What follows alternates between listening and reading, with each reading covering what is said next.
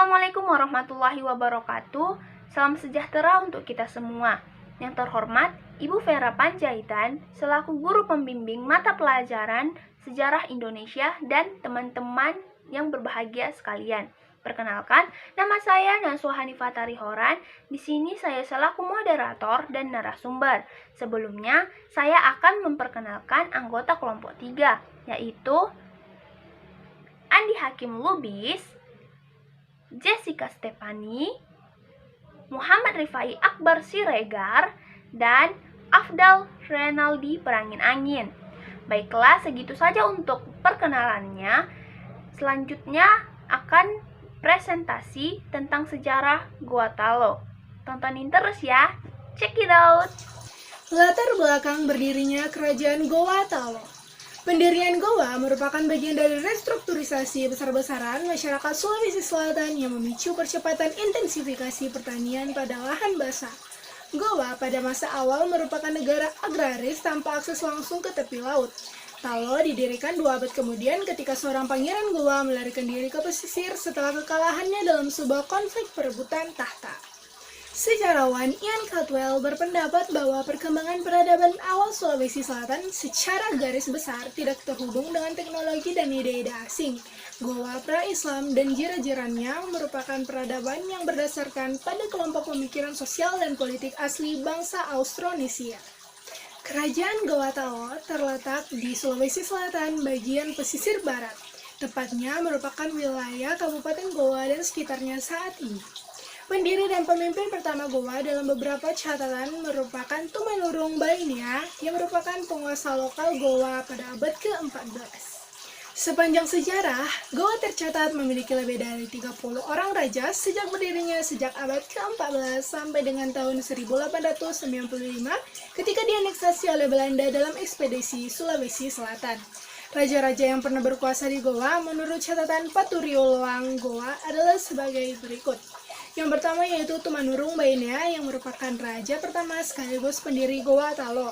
Kedua, Tumasalangga Barayang. Ketiga, Puang Loe Lembang. Keempat, Itunia Tabandri.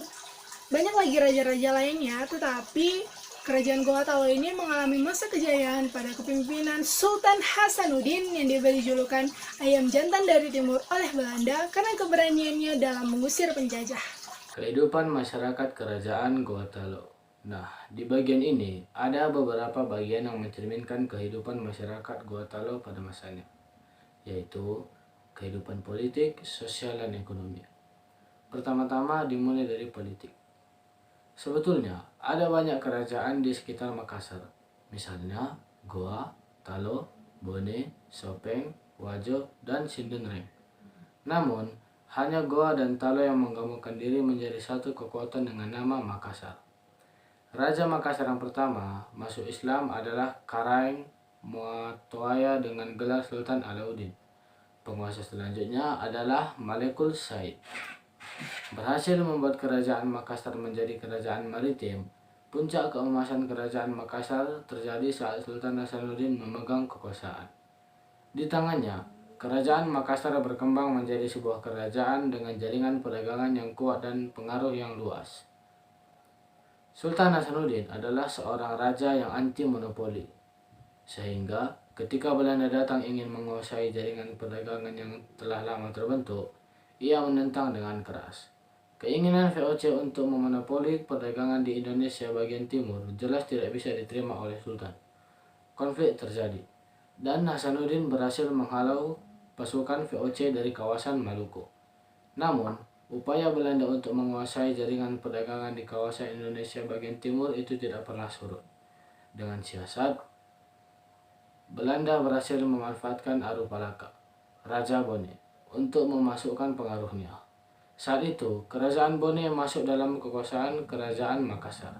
Akhirnya, pada tahun 1667, Sultan Hasanuddin harus menandatangani perjanjian Bongaya dengan Belanda.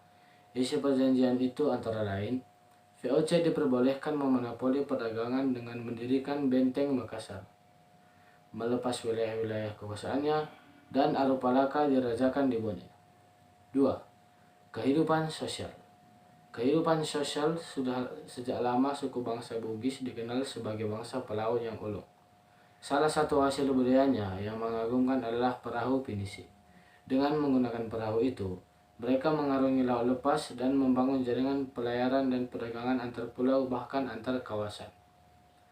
Para penguasa Goa sudah sejak lama menerapkan prinsip mare liberum atau laut bebas. Meskipun begitu, mereka sangat terikat dengan norma adat yang ketat. Norma dianut masyarakat Makassar biasa disebut pengadakang bersumber dari ajaran agama Islam. Bahkan hingga kini, masyarakat Makassar terkenal dengan penghormatannya yang kuat pada norma-norma adat. Struktur sosial masyarakat Makassar meliputi golongan bangsawan yang disebut Karaeng, rakyat kebanyakan yang disebut Tomaradeka, dan hamba sahaya yang disebut Ata. 3. Kehidupan ekonomi. Pada masa pemerintahan Sultan Hasanuddin, kerajaan Makassar menjadi kerajaan maritim yang besar dan menjelma menjadi pusat perdagangan di kawasan Indonesia bagian timur. Ada beberapa faktor yang melatar belakanginya, yaitu Malaka jatuh ke tangan Portugis, beralihnya para pedagang, mundurnya peran Jawa, dan letaknya yang strategis. Meskipun harus melayani kepentingan beragam pedagang yang berasal dari berbagai bangsa, namun kerajaan Makassar tetap mampu mengatur aktivitas perdagangan tersebut secara tertib dan adil.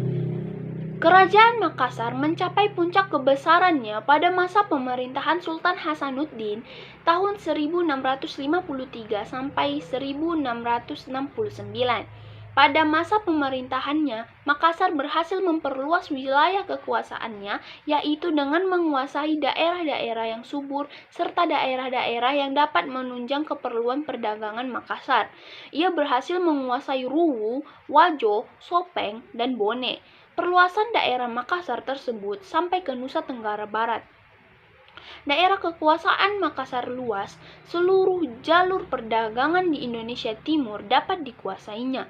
Sultan Hasanuddin terkenal sebagai raja yang sangat anti kepada dominasi asing. Oleh karena itu, ia menentang kehadiran dan monopoli yang dipaksakan oleh Foch yang telah berkuasa di Ambon. Untuk itu, hubungan antara Batavia atau pusat kekuasaan Foch di Hindia Timur dan Ambon terhalangi oleh adanya kerajaan Makassar. Dengan kondisi tersebut, maka timbullah pertentangan antara Sultan Hasanuddin dengan Foch, bahkan menyebabkan terjadinya peperangan. Peperangan tersebut terjadi di daerah Maluku. Dalam peperangan melawan Foch, Sultan Hasanuddin memimpin sendiri pasukannya untuk melawan pasukan Belanda di Maluku. Akibatnya, kedudukan Belanda semakin terdesak. Atas keberanian Sultan Hasanuddin tersebut, maka Belanda memberikan julukan padanya sebagai ayam jantan dari timur. Selanjutnya, runtuhnya kerajaan Gotalo. Runtuhnya kerajaan Gotalo terjadi karena upaya Belanda untuk mengakhiri peperangan dengan Makassar, yaitu dengan melakukan politik adu domba antara Makassar dengan kerajaan Bone. Raja Bone, yaitu Arupalaka yang merasa dijajah oleh Makassar, mengadakan persetujuan kepada VOC untuk melepaskan dirinya dari kekuasaan Makassar. Sebagai akibatnya, Arupalaka bersekutu dengan VOC untuk menghancurkan Makassar. Arupalaka juga meminta bantuan Belanda untuk menyerang Hasanuddin karena wilayahnya dikuasai Gotalo. Maka dengan cepat Belanda menyambutnya. Belanda menyerang dari laut, sedangkan Arupalaka menyerang dari darat. Dengan tekanan yang demikian berat, akhirnya Belanda mampu memaksa Gotalo menandatangani perjanjian Bologna. Akibat persetujuan tersebut, akhirnya Belanda dapat menguasai ibu kota kerajaan Makassar, dan secara terpaksa kerajaan Makassar harus mengakui kekalahannya. 1. Benteng Fort Rotterdam. Benteng Fort Rotterdam adalah sebuah peninggalan masa kejayaan kerajaan Gotalo yang terletak di pesisir barat pantai kota Makassar. Benteng ini dibangun oleh Raja Goa yang ke-9, yakni I Manrigau Daeng Bonto Karaeng, yang dibangun pada tahun 1545. Orang Makassar sering menyebut Benteng Fort Rotterdam dengan sebutan Benteng Panyua atau Benteng Penyu. Karena jika dilihat dari atas, bentuk benteng ini mirip seperti bentuk penyu.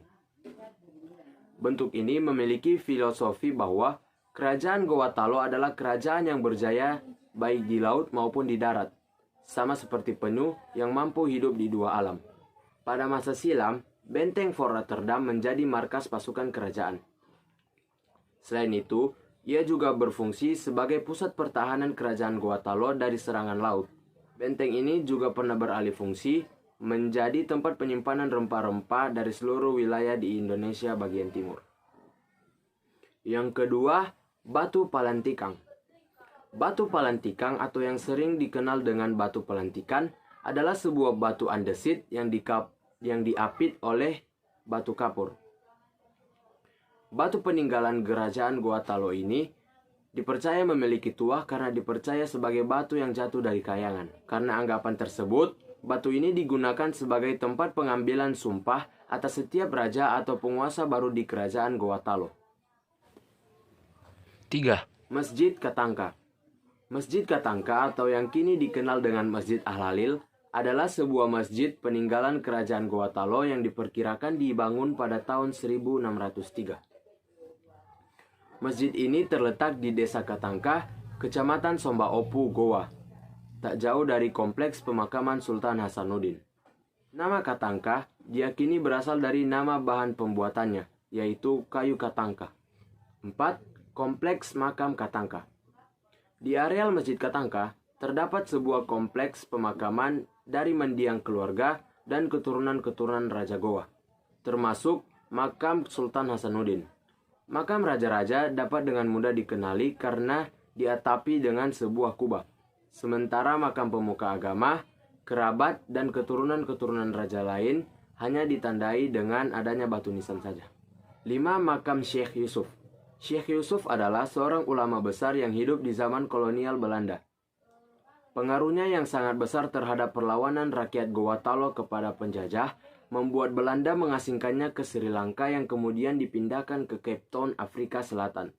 Setelah beberapa tahun kemudian, jenazahnya dikembalikan ke Makassar dan dimakamkan di sana, tepatnya di dataran rendah Lakiung, sebelah barat Masjid Katangka. Sekian presentasi dari kelompok 3. Saya selaku moderator pamit undur diri.